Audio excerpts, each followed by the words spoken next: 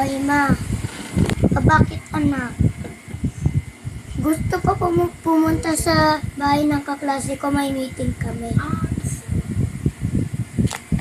Ay, ayaw ko kaya. Mama naman may dala pa akong bimpo para hindi kami mainitan.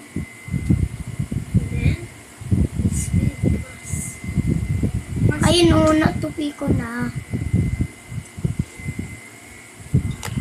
Ay, di ba sabi ko wag? Di ba? Oo. Mama naman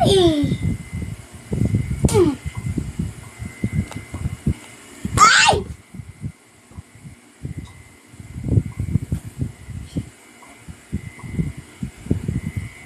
Bakit mo dinadamay ng ganyan, ha? Ay, nakalbo pa ako. Teka, balik ko lang.